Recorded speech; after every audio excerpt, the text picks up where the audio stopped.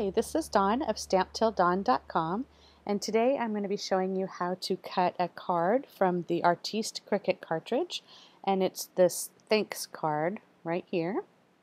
We're going to be using the For Always paper packs. We're going to use this pattern and then Lagoon cardstock. When you cut the card, it comes out like this. And I wanted to point out to you that you want to think about the paper that you're using and how it's going to look, because when I cut it with this print up, you can see how the thanks really gets lost and you can't read it very well. But if you cut it with the black up and then fold it up to get that print, you can really see the thanks much better. I cut these at 3.75 inches, so I was able to fit 3 on my mat here. So if you want to make the card, it's on page 65 of the Artiste book, and it's flip there. You can see it right here. It's this one. So you'll push the card feature and then the B button to get the thanks card.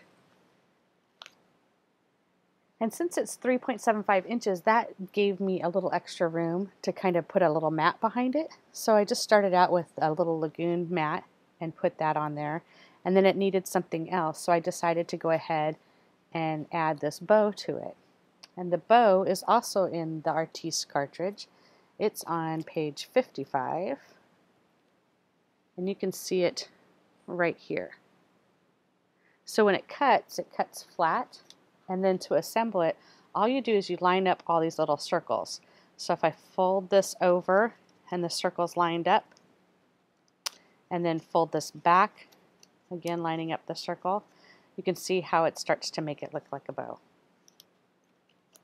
And you just have all the little circles lined up, and then move this so you can see it a little bit better. And then you can either put a brad through there, which is what I did on my first sample here. I put a brad through it. And as with all things, I don't know when to stop. So I decided to experiment a little bit more. And I put the bow through the Big Shot with an embossing folder and then sanded it a little bit.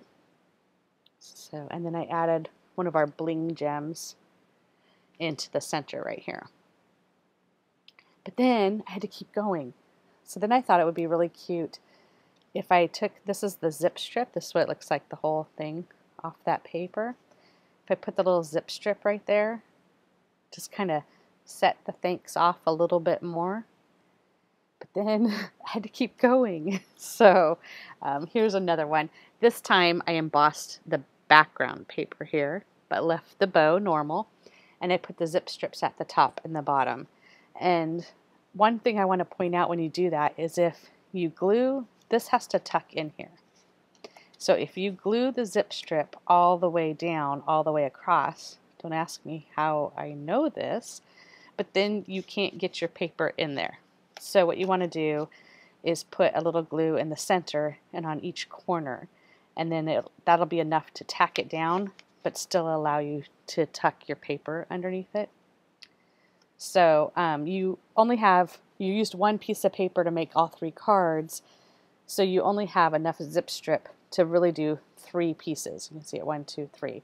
So if you want to go all out and have one like this, then you might want to find ribbon or another kind of paper to do it on the other ones. It looks cute like this, but once you've seen it with the top and the bottom, it's kind of hard to just go back to just one on there.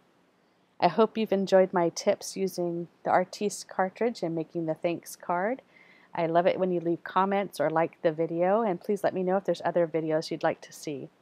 If you'd like further inspiration, stop by my blog at StampTillDawn.com.